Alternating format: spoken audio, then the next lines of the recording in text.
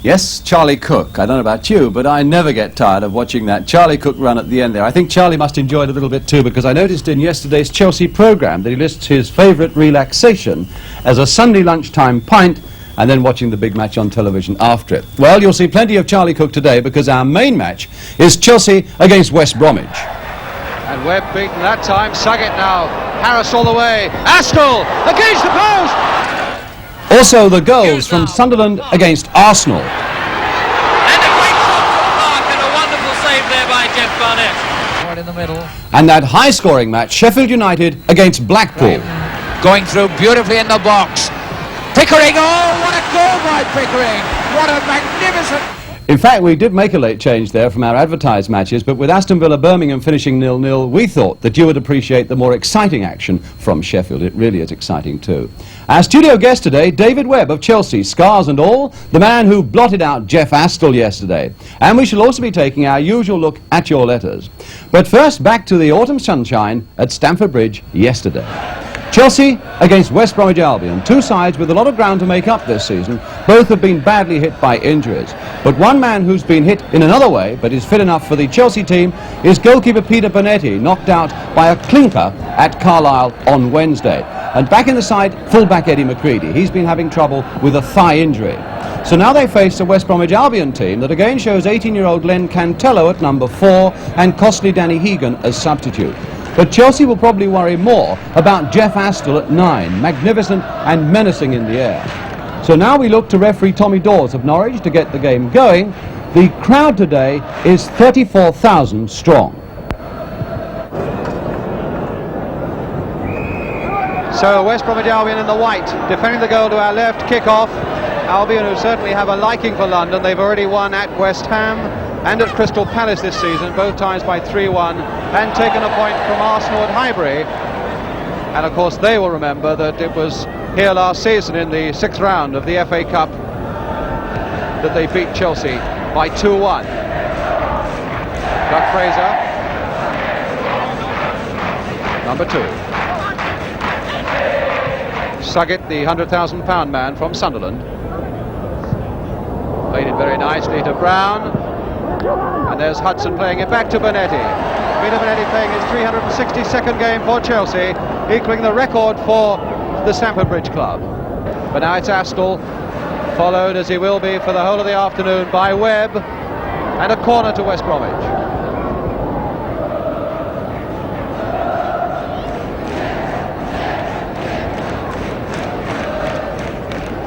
Bobby Hope, not the tallest of men, going into the box. In fact, going across to take the corner.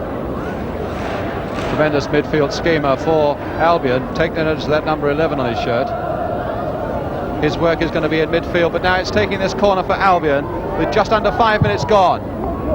And in goes Astle! Oh, tremendous header by Astle! And an instinctive save there by Bonetti. What tremendous heading power by Jeff Astle. A man who was in dispute with his club for so long, but in the last 12 games for them, has scored 9 times. Another corner. Again it's Hope. And again it looked for a long time as though it might be Astle. And finally it's Hinton away to Hope. And another corner.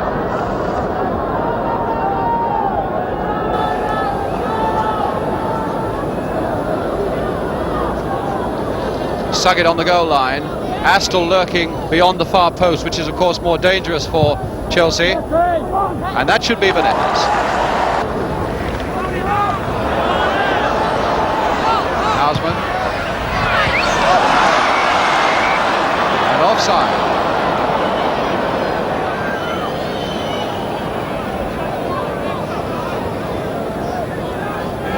Not happy with it, but the linesman certainly had his flag up for Osgood offside.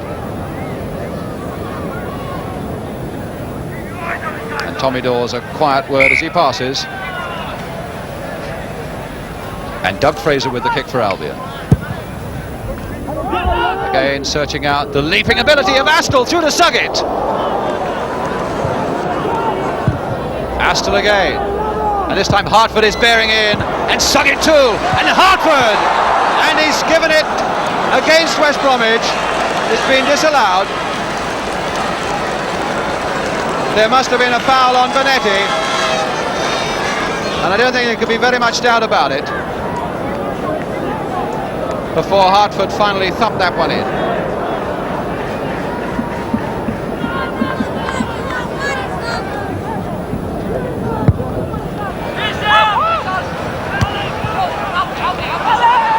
Hollins. Birchinall asking Hudson to come for it, and Hudson does, number 8. Osgood flicking it on for Hudson. Birchinall in the middle, Houseman in support, but that's not a good ball for Houseman to get. Hudson, tenacious young player. Houseman, offside.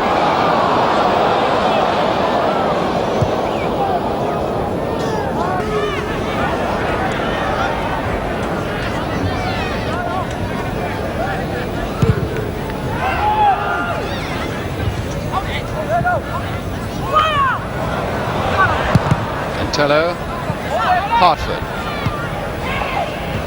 Brown to Hope. Good piece of running here by West Bromwich Albion. Brown just over from Bonetti. Good save by Bonetti. And he may well look in amazement, because he was well placed there. The shot was hard and true, and Bonetti really got up and pushed that one away. Playing his 362nd league game, equaling the Chelsea record set by Ken Armstrong. Here comes the corner, a low one this time. Astle trying to get in with his boot, and another corner. Jeff Astle, he's useful on the ground as well. Going back to Peter Bonetti though, the record was set first by Ken Armstrong, 1945 to 57. Astle again. Hope.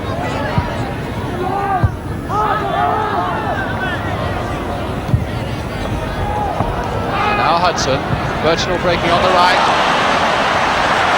Strong runner.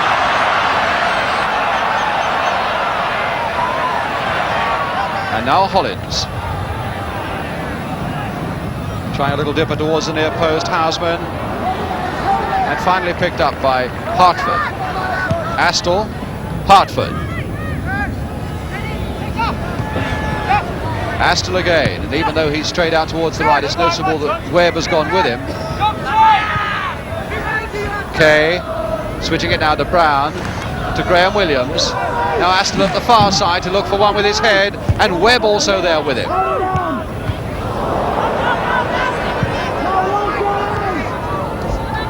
And Webb again. Cook, Harris, Birchinall.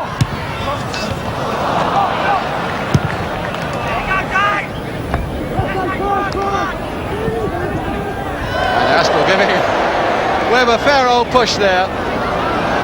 Hinton. Suggett. To Graham Williams, a man who's won 30 caps for Wales.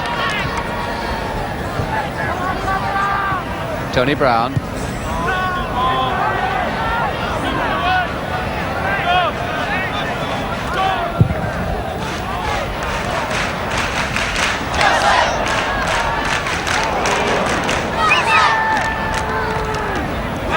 Kay to Brown, beating Cook, finding Hartford. And now 18-year-old Cantello to Bobby Hope.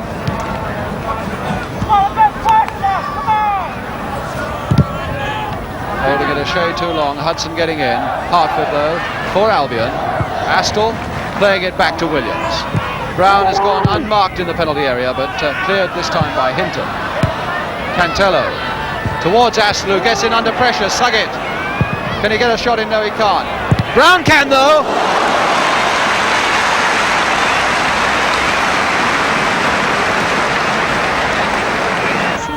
Webb for Chelsea.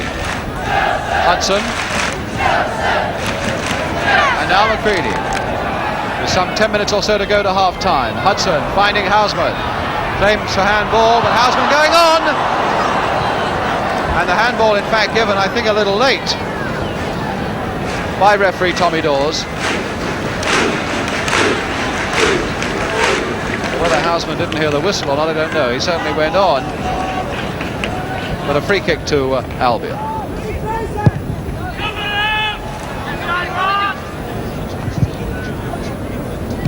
Hollins curling it inside neatly to Hudson. Houseman. Obstruction there by Kay on Houseman, pleading his innocence.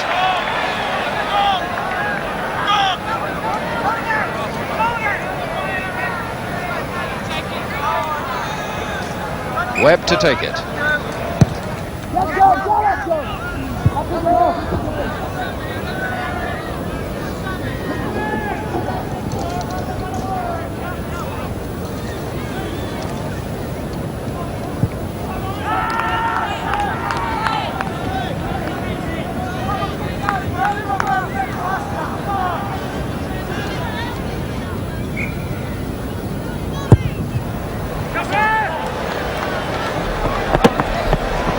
Bullseye on our low camera.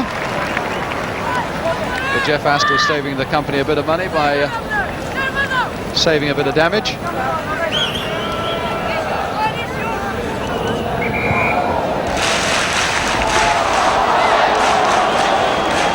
A free kick to Chelsea.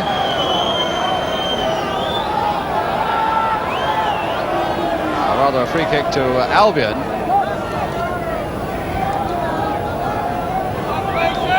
Which Doug Fraser's going to take.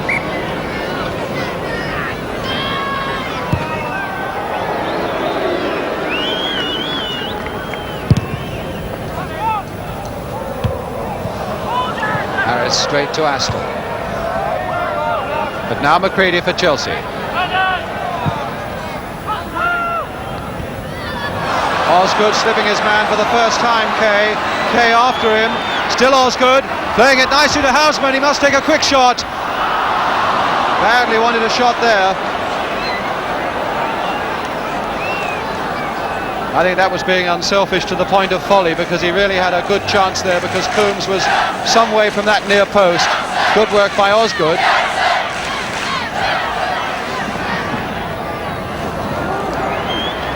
And Webb shaking off all the attentions of Astle. But the free kick given to Chelsea.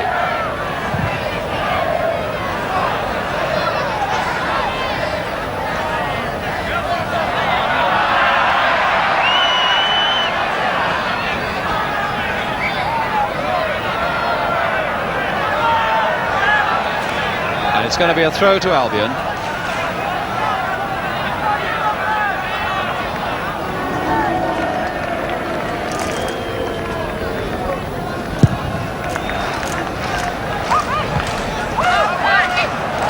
Hudson to Birchinall. McCready. Houseman. And it's gone out. And Houseman not really having a very good time of it at all so far this afternoon. There's Hollins and Hope with him. And now Hartford to Suggett. Hartford going on. Hollins missing his kick. To Brown. Astle trying to lay it off. Brown well in there, Webb with him, and David Webb bringing it away for Chelsea. Hook.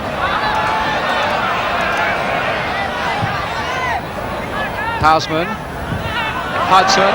Good neat play by Chelsea here, and Osgood trying to search out Houseman.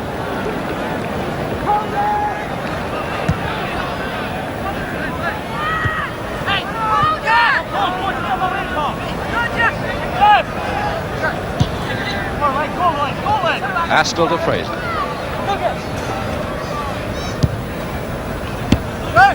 Cantello. And now Suggett, watched by Hinton. Webb, who was watched by Astle. Cook on his own. Houseman.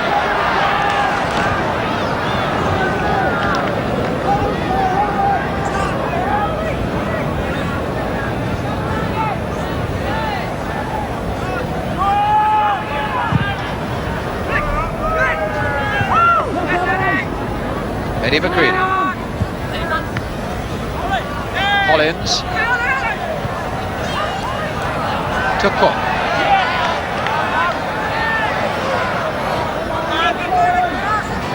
taking on Cantello, attacking him as he ought to. And Osgood in! A great goal by Osgood! What a fine header by Osgood! Very good work indeed by Cook that led up to it. And a fine header by Peter Osgood to put Chelsea ahead with 5 minutes to go to half-time.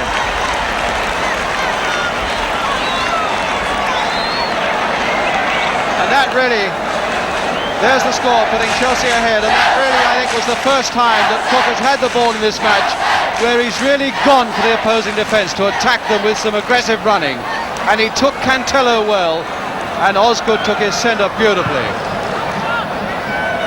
Suggett now, and Webb putting it away for Harris. Osgood, Cantello, and now Fraser.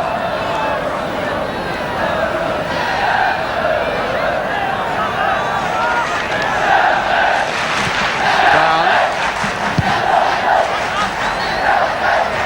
and Webb beaten that time. Suggett now, Harris all the way, Askell against the post and back into Benetti's arms. What a tremendous let off there for Chelsea.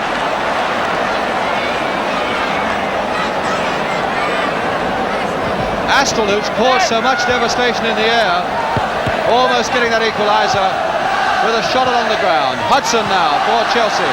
Houseman. Suddenly the game has perked up as the ball finds Cook.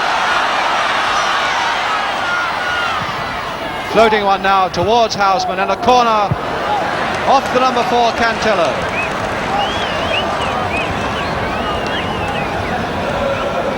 Young Len Cantello, he's only been a professional a year, had his first game in the league side at Highbury 2 or 3 weeks ago. Only 18. And Webb has gone up into this goal mouth. Cook with the corner, a low one straight to Hope. Suggett, watched by Hinton, causing untold damage almost to a press cameraman.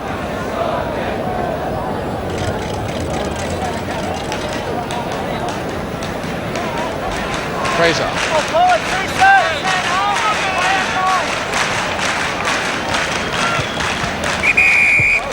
Pushed in the back by Hudson on Cantello.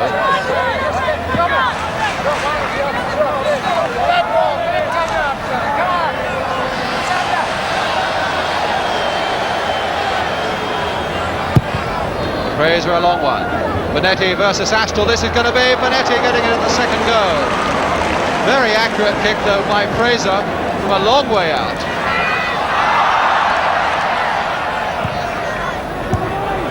Cantello to Hope, to Talbot, Hartford,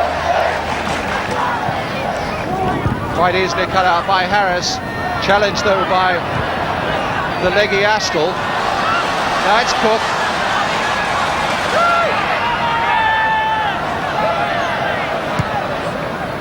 McCready.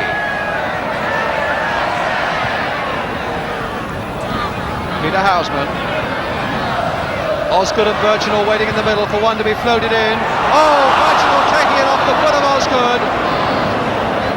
He wasn't to know, but Osgood was steaming in behind him, ready to whack in number 2. Bobby Hope. Houseman. Certainly you mustn't discount the possibilities of counter-attacks from West Bromwich Albion. They've scored 13 in away games this season.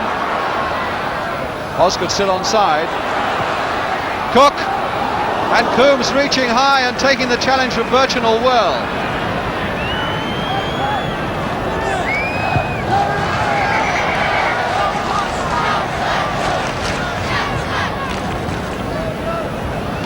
And one of the Albion players needing a bit of treatment from trainer Stuart Williams. Okay, looks pretty shaken. It looks as though he may be going off for the few seconds that remain to half-time, and I've no doubt they'll work very strongly on him in the half-time interval to see then whether or not a substitute's got to come on.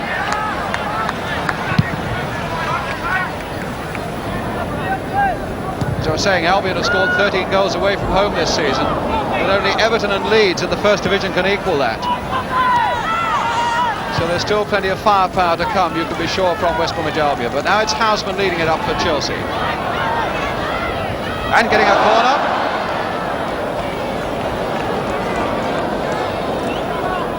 And without the big man John Kay at the back, this is going to weaken Albion just a little bit. David Webb going up for it as well.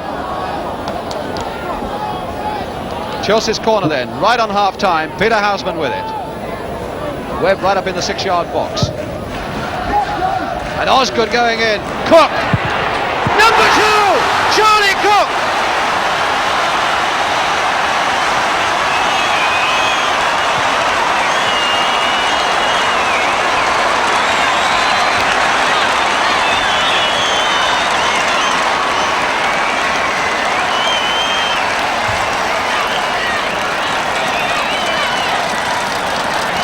So right on half-time, Chelsea get, I suppose, what could be a killer goal, that second one, which will leave Albion so much to do now.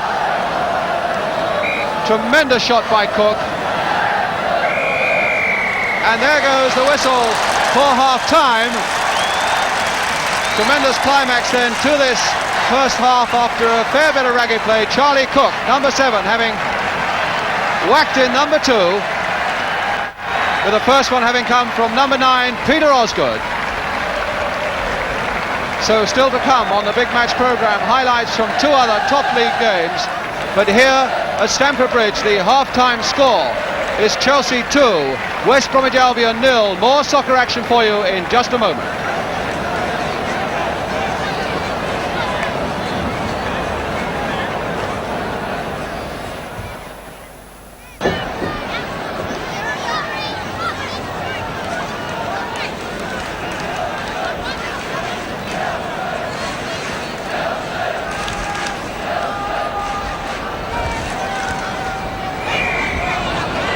So Chelsea then kick off the second half, 2 up through Osgood and Cook, his first league goal of the season, although he scored in the League Cup. And Talbot getting into all sorts of trouble there in that penalty area. Fraser getting him out of it.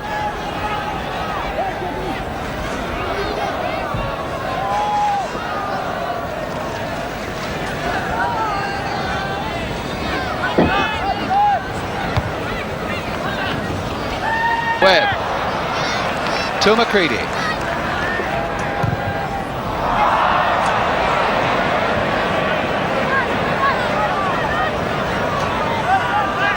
Cantello finding Hope, who hasn't cast his usual spells in midfield so far, Bobby Hope.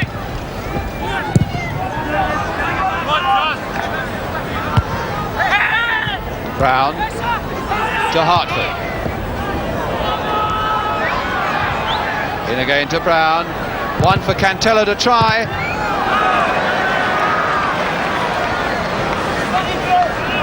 Talbot. And Askell getting to it, trying to turn it in first time towards Suggett. But Cook now taking it up for Chelsea. Hudson to Cook. I don't think Hudson's going to get to that one. Hollins to Hudson. Can he pull it back? Osgood going in, and Coombs not at all sure of himself with those balls crossing his goal mouth. Took a bit of a knock there as well by the look of it.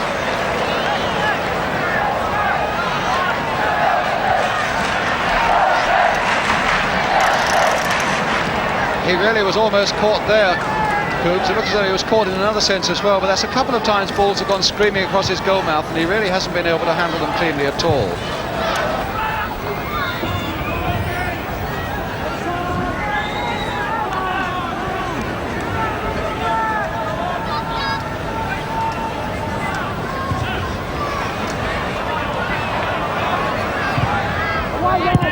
Cut out by McCready. Houseman keeping it in. McCready going on ahead of him. Almost getting into an offside position for that matter. Houseman delaying it just a little, but now finding Birchinall.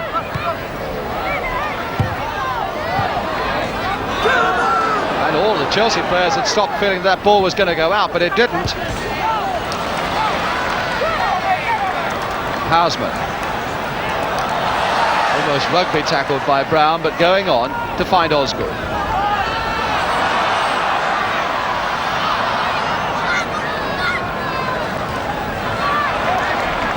Cantello. Some poor passing now by West Bromwich Albion. Hudson to Cook. Birchinall outside him. Cook. Hollins. And now Harris to Houseman.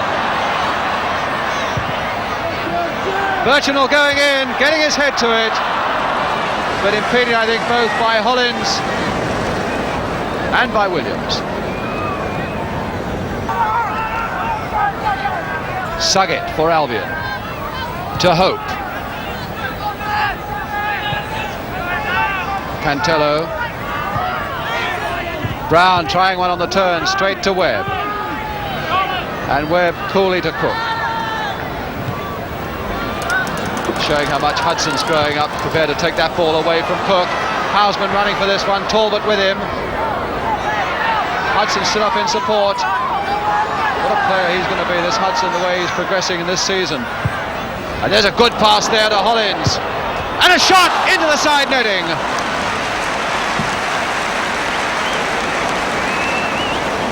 Well, he's crept in unnoticed, John Hollins, on the far side there. Brown to Williams. Brown again to Suggett.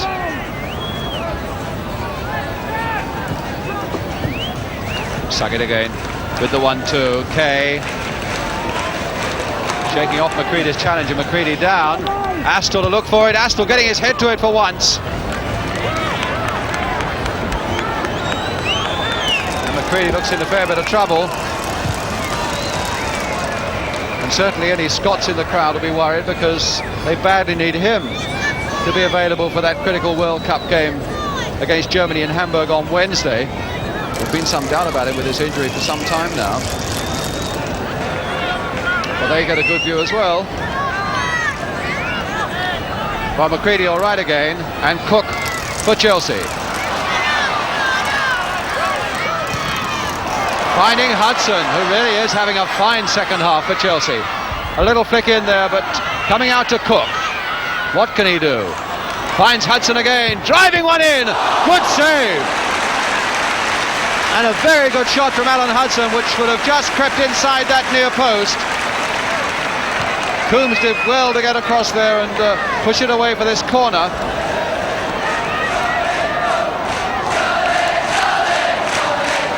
Which Cook is to take.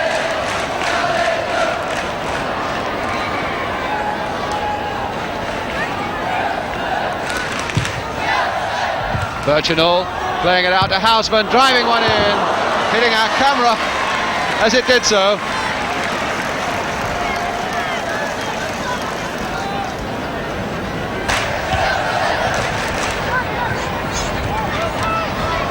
Hartford. Bad ball from Hartford, straight to Webb. Webb to Houseman. Hudson. Birchinall.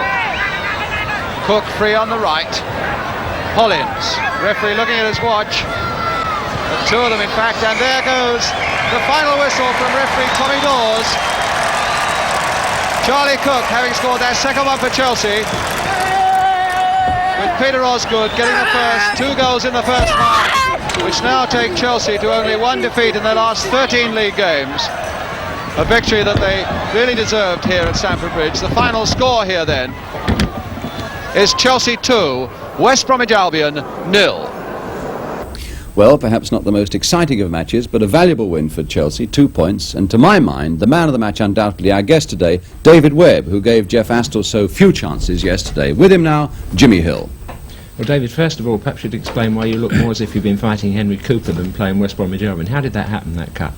Well, actually, there was myself, Alan Hudson and Sheff Utd all challenging for a ball, and unfortunately, as Sheff bumped into Alan, his arm came swinging across and hit me on the head, so it was Alan Hudson that done it with his arm. 18-year-old Alan Hudson, quite a tough young player. Very, very good player indeed. I want to talk to you more about him later, but first of all, I want to ask you about the captain for the day, Peter Bonetti, who equalled Ken Armstrong's record, 362 appearances. What do you think about Peter as a keeper? I think there's not a lot can be said about Peter, just that his performances answer for themselves. You know, you see the games, he's consistent. You know, we all make errors, but he's probably one of the most consistent goalkeepers in the country. You know, you can always rely on him. What are his particular qualities? I mean, yesterday his reactions to early on to some of those saves seemed to me exceedingly quick. Well, his agility is, you know, something out of this world. You know, in training he's always first in the cross countries and first in the sprints. Weightlifting is the best, and so you've got no chance with him. You know, you can't beat him in anything. If you were Sir Alf Ramsey, would you pick him for Mexico? Most definitely. Well, our little tribute to Peter today on his 362nd appearance for Chelsea, equaling Ken Armstrong's record. The game took a course of looking easy for Chelsea, but before it was easy for Chelsea, Peter Bonetti had made these saves. Just watch this ball coming over, that's a point-blank header from Sheff Utd, 6 yards, and the ball going like a bullet. He's got his hands up, he's stopped it, and then he's pounced in case it's necessary to complete the save. Really remarkable. Now again, we notice from this shot how he positions himself across the goal. Watch his agility, he just comes into the picture there, onto the right. Now you see the way he's dancing, look at the way his feet are moving, he's perfectly angled, and that's the reason that his reflexes gave him the chance to touch that one over the top. Many another goalkeeper would have been in the wrong position in the goal and consequently not given themselves a chance to have made that save. And finally, the last one, watch this volley. Not the fact that he saves it, but with the speed of that volley from Brown, the ball sticks to his hands as if there's glue on them. A really remarkable performance. Congratulations, Peter, from the big match. Enough of your skipper for yesterday. You must be very satisfied. Do you think there's a chance, superstitiously, that you'll keep him for next week? I'd like to, superstitiously, definitely. You know, it's nice to win 2-0 every week. Especially at home. You have a job pleasing those home fans at times, David, don't you?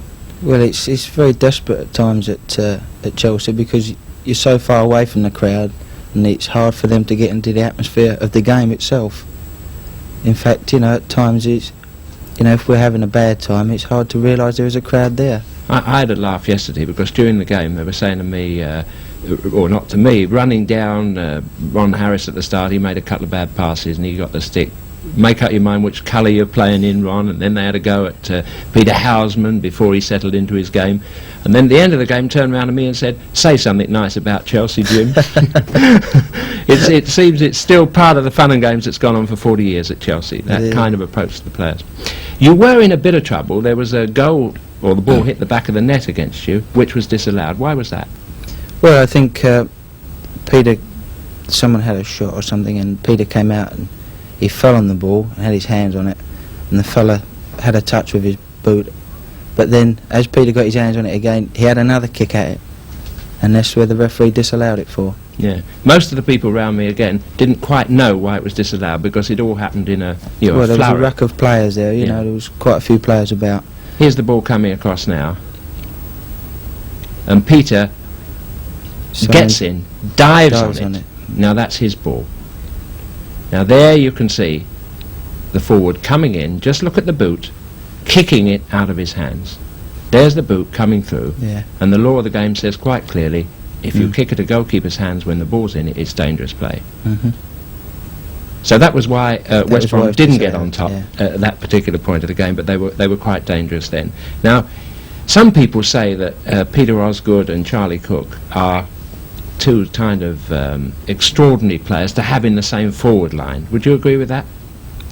Well, I think there's many a team would like to have two players with their ability in their side, you know, because you can never tell with these chaps, because they've got so much ability.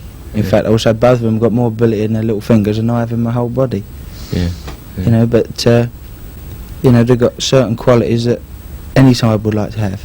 Well, it was these qualities that brought about both goals yesterday. The first one, an amazing dribble from Charlie, which is very reminiscent of the thing you see him do every week on our opening sequences. Yeah. Exactly the same kind of run. And it was the first time in the game that he'd actually got into a run and gone at the West Brom defence. Here he is picking up almost the same position. You see, he'll collect it in a moment. There's the ball, and here's Charlie. Now there he goes on exactly the same run down the left-hand side of the field. Watch this little feint to play, just the same as in the opening sequence, and there's the cross. Now Peter Osgood has come in before the centre-half to make that beautiful header into the back of the net.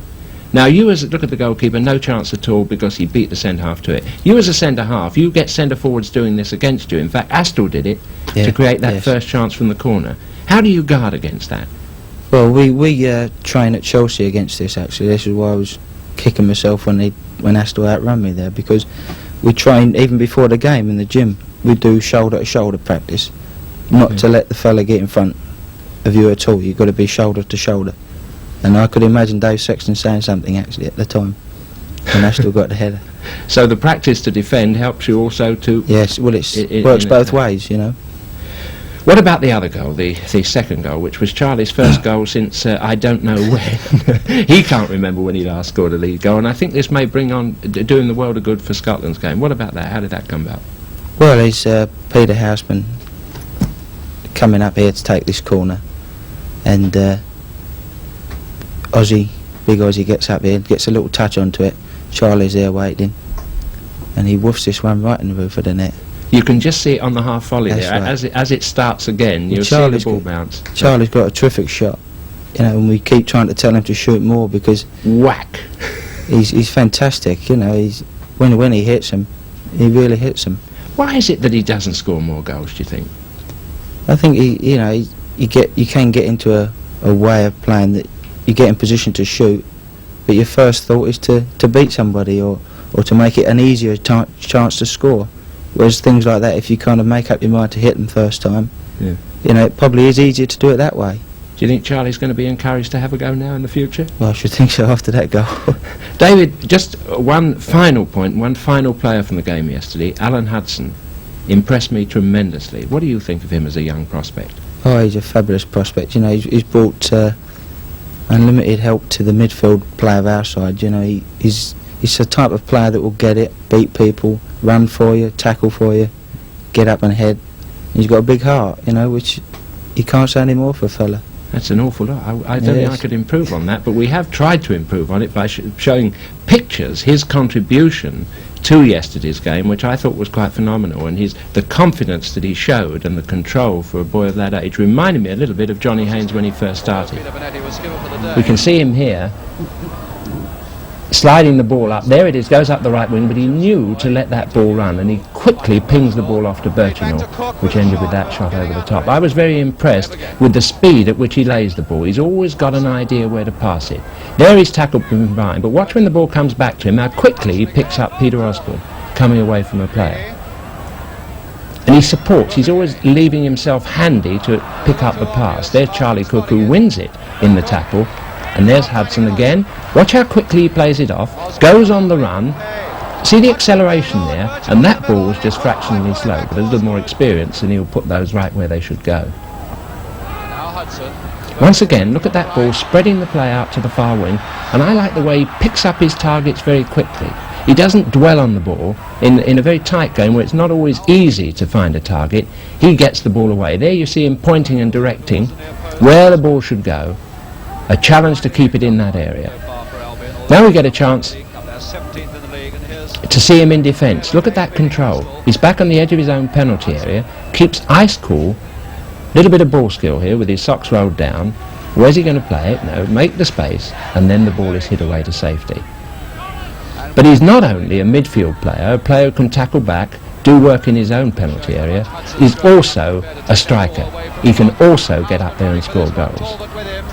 Watch him here as he follows up an attack, having played that ball through. Now you watch the strength of that pass, the weight of it. Look, he spots it, and it's right through there to give Hollins a beautiful chance, which he crashes into the side netting. And finally, he shows he can do it on his own, running up the right wing. When the ball comes back to him, it's a chip which doesn't work. Just watch the strength and accuracy of this shot.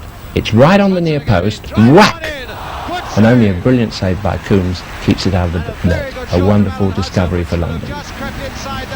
Well, there's a glowing tribute from both of us, really, to young Alan Hudson, and let's hope he goes on from strength to strength. But, David, you've been very kind to lots of your colleagues at Chelsea. Perhaps you haven't done justice to yourself. I thought you had a great game yesterday in subduing Astle. What type of things do you find difficult when you're playing against him particularly to do? I think it's the concentration. You have to have a lot of concentration with a player of his ability, and especially his heading power. You've got to match him for everything he does.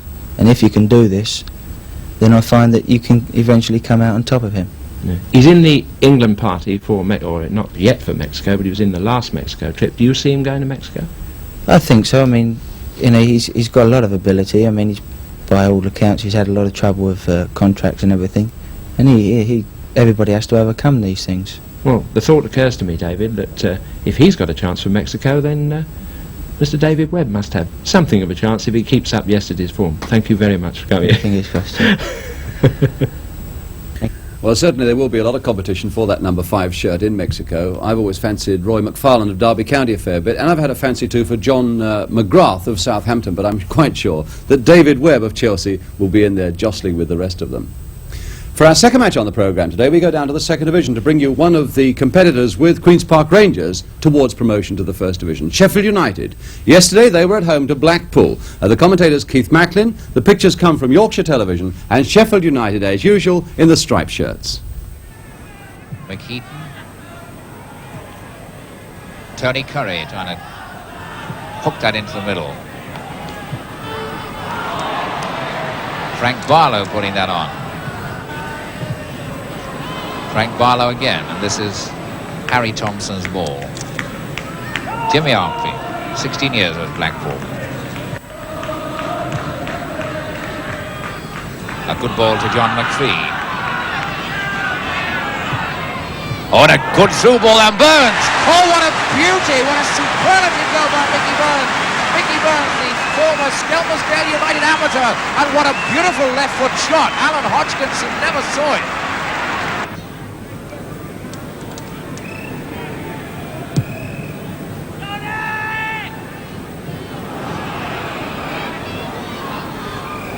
Dave Hatton again, playing a great defensive role for Blackpool this afternoon. But there's Gurreese, has a bit of room to work. Cross comes the ball, and Glyn James taking a risk there.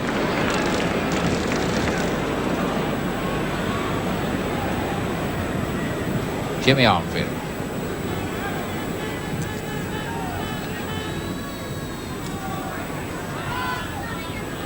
Dave Powell hooking it away. John Craven trying to get that over. Chance for Sheffield United to break. There's Tony. Alan Woodward going with him. And there's a goal! A glorious goal by Alan Woodward. A magnificent goal by Woodward, and Dave Hatton's wondering how he let that one through. Alan Woodward there, a glorious goal. Dave Hatton was pushing him and harassing him all the way, but somehow Alan Woodward hooked a left foot shot, not only past Hatton, but also past goalkeeper Thompson. More goals, more excitement now coming up in the second half. Tudor getting it back to Blackpool. McPhee having a tremendous game in midfield, John McPhee. Looking for Burns, Mickey Burns there, and Burns has it. But there's only Pickering in the middle, Pickering at the far post coming up now. It's there! A goal scored by Fred Pickering from Mickey Burns' centre.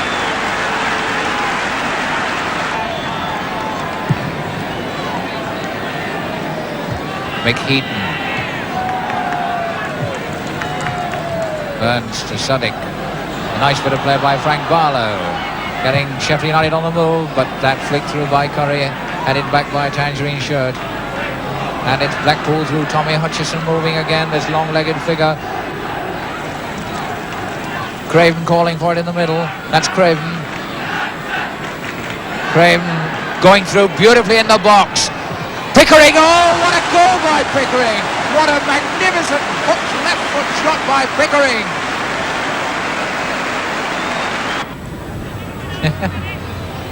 Alan Hodgkinson not too happy about Mickey Burns' gamesmanship. Wanting to get on with it. There's Len Badger.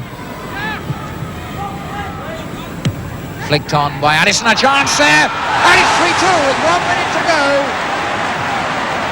And now your letters today, and the first one comes from Mr. Walter Rickett of Gravesend in Kent, and if the name is familiar to you, it is in fact the Walter Rickett who played for Blackpool in the 1948 Cup Final against Manchester United, this famous Blackpool team. And Walter, in fact, is seated on the right. A man who played against Manchester United in the 48 Cup Final. A famous Blackpool side, of course, with many famous names in it. And in fact, over on the far left, standing at the back, standing next to the manager, is Ron Stewart, who is today the assistant manager at Chelsea. In front of him, no doubt you'll recognise Stanley Matthews, and next to Stanley Matthews, Stanley Mortensen. Well, let's get back to Walter's letter, and in fact he's picked up a point that was also picked up by David Ling of Reading. They both drew our attention to a throw-in taken by Mike Summerby in Manchester City's European match against Atletico Bilbao a couple of weeks ago, and they claimed that Mike's foot was well over the line when the throw-in was taken and that the linesman did absolutely nothing about it. So let's have a look at Mike Summerby's throw. There's the linesman, just a couple of 3 yards away from him. Now watch this throw. Well over the line. And the Hungarian linesman, as Walter Rickett said, did absolutely nothing about it. And now you'll see, in fact, how that ball goes away for a corner, which in fact the Spaniards clear, but it does prove again that insignificant things in midfield can often lead to serious things in the goal mouth, and I think the linesman was wrong not to have spotted that. Mr. Groot of Hounslow, he's very angry with the big match because we didn't show a Queen's Park Rangers goal that they claim was a good one, but which the referee ignored against Norwich City last week. And Mr. Groot claims that the big match has a down on Queen's Park Rangers. I can assure you, Mr. Groot, nothing could be further from the truth than that. We'll show you now, then, the goal that never was. It was scored, so they say, by Barry Bridges in that game at Norwich last Saturday. Queen's Park Rangers at Carrow Road. 12, you're on 1-7. Padden not quite getting that one. Marsh getting it now. Rodney Marsh, good control, great character this fellow, capable of doing lots of things. Pushed out there on the right to Venables, can he keep it in? There's Leach there. It's a good kick, it's a goal! Number one for... No, it's not a goal at all, I thought that was well in. Well, the commentator thought it was a goal. Let's have a look for ourselves again, this time in greater detail, in slow motion, and remember that the whole of the ball has got to be over that goal line. Here comes Terry Venables with a beautiful first-time cross. High in the air in that goal mouth, and that Barry Bridges now, remember the ball has got to be the whole of the ball over the line. Is it yet? Is it yet? Keelan now making his dive. I don't think that ball was over the line. I don't think it was, in spite of Rodney Marsh with his arms aloft. I think the referee was right there, Mr. Groot. We haven't got it down on Queen's Park Rangers, but that looked as though the referee was right, that it wasn't a goal. But certainly it was a bad moment for Queen's Park Rangers. They lost that match 1-0. They lost again yesterday by 3-2 at Carlisle. Just what sort of influence, Jimmy Hill, will this have on Rangers, do you think? Well, I think this is a crisis point in the season for them. No side likes to lose 2 away matches running, and more than that, it means they've lost 4 out of 15, which is too high a ratio to get promotion from the second division. I tend to look upon the dangers in the second division as Leicester, who have a good defensive record, and Blackburn. Perhaps not, they don't win as classily and in such polished fashion as Rangers, but they are steadier and sounder. Now, in Rangers' next match at Aston Villa, their next away match, in fact, is a very important one for them. It looks on the face of it as if they should win it, but Tommy Docherty is up there, and he's not going to pull any punches. You can be sure of that, and certainly one side that couldn't afford to pull any punches yesterday is in our last match on the programme today, Sunderland, who are bottom of the First Division. They were at home to Arsenal at Roker Park. The commentator's Jeff Thomas. The pictures come from Tyne Tees Television, and Sunderland this time are in the striped shirts.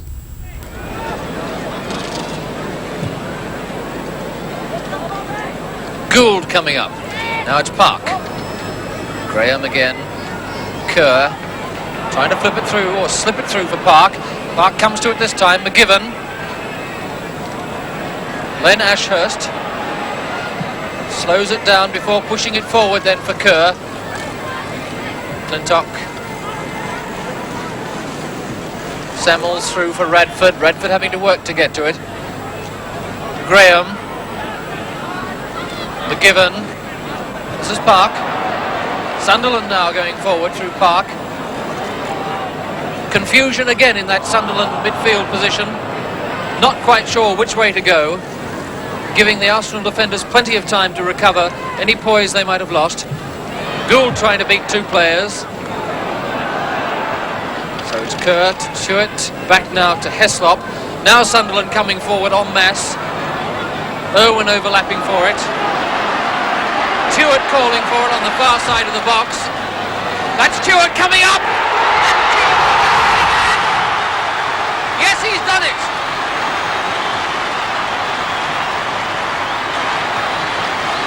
So Sunderland have scored after 29 and a half minutes here at Roker Park. So a free kick. So Arsenal, out of form, go into the second half, struggling now for an equaliser. Baker waiting for it. Simpson the only player there. Graham. Hughes. Hughes now for Park. And a great shot from Park and a wonderful save there by Jeff Barnett. Just tipping that one over the top. It hit the bar, and of course it's a corner. Coming up to 28 minutes in the second half, and they must surely be beginning to wonder where an equalising goal is going to come from. Radford waiting for it. Also Kennedy. McClintock getting ahead to it. That's Frank McClintock.